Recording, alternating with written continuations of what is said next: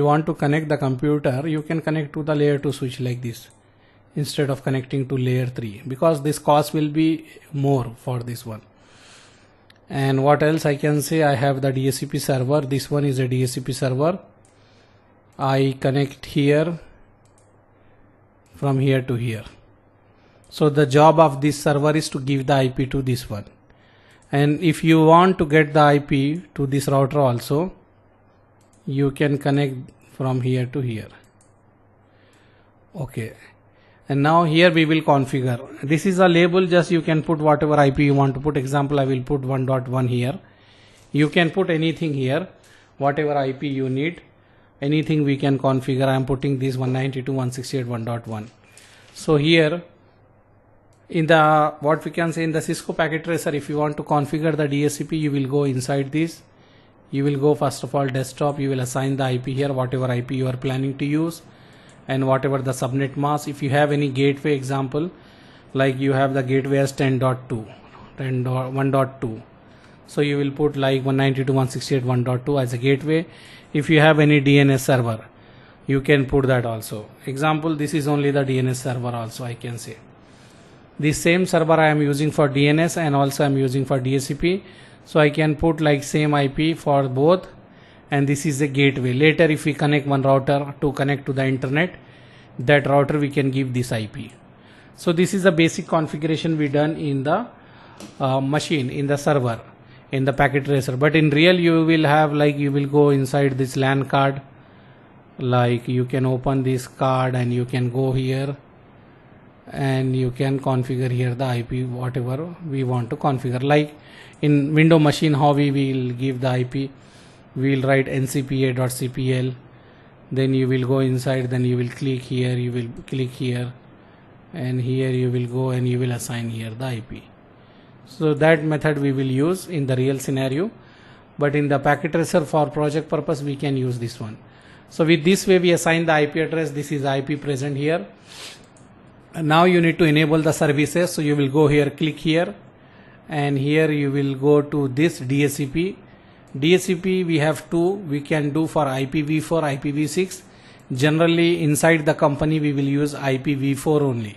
So this one is good for us. You can just go and power on here the server. I can move this topology here so you can see here. And after that what we can do here, this is a default pool available. If you want to create new also we can create, or we can use this one. If you want to use this one, keep like this. Here you can put whatever the gateway you want to give. So gateway, as we told, we will give as a gateway as 192.168.1.2, and we can say what is a DNS. So you can give the DNS IP. As we told, we are going to use this server only as a DNS, so we can write 192.168.1.1, and this is the range. From this range we will give the IP to our machine. So I will say start from 10. So 192.168.1.9, don't give that IP. We will reserve that IP. Like one we use here, 192.168.1.1. One we will use to router which is connecting to the internet in future. That will be 192.168.1.2. And if you have any server, any router, any switch or firewall, we will give IP manually, not from the DHCP. Only computers we can give the IP from the DHCP, but the devices like router, switch or firewall or servers, we will give manual IP. That's why I reserve here 9 IP. Or if you want, I can say start from 11. So this remaining IP from 192.168.1.1, 1.2, 1.3, 1.4 till 1.11, 10 will be reserved. Whenever we have new server, we can use that IP. Now I use here 1.1. I have 1.2 free. I told I will assign to the router which is connecting to internet later. So we can keep like that.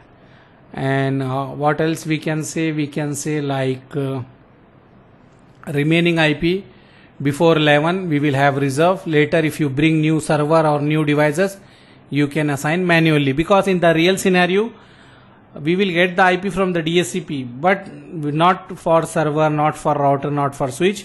Because if the DHCP we are using, if your device is reboot, he will get maybe new IP. but all the guys is having your old IP, because all the guy know this server is using only this IP. But if your server reboot, he will again request the DHCP server give me IP. DHCP server will give you another IP. Maybe this is also possible. Maybe you will get same IP. If that same IP already given to any other computer, he will give other IP. So that time we will have the problem. That's why manually we will configure to the router, switch and the servers. And for IP phone, IP camera, PC, laptop, printer, scanner, we will give from the DHCP. And also in the real scenario, there is option also. We can say also, like for this MAC address, example, this is your GM, this is your principal laptop or GM laptop or your company owner laptop or desktop. So you will say all the time this guy should get this IP only, whatever IP you have. Example 192.168.1.11. So you have that setting also in the real world, but here we don't have in the packet tracer.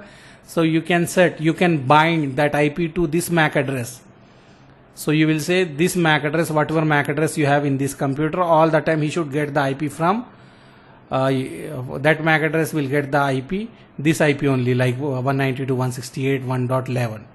So because of that one, we can say this IP is bind with them, and all the IP all the time if this guy lose, again he requests, he should get the same IP. That option is also available.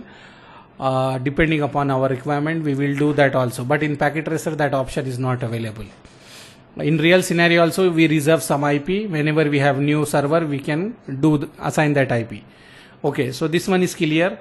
You assign here the DNS. This is the IP starting range. This is the subnet mask. If you have any TFTP server, you will put the value of TFTP server. Now we don't have, so we can keep empty. We have the WLC controller. If you have the access point, we can control the access point with the controller.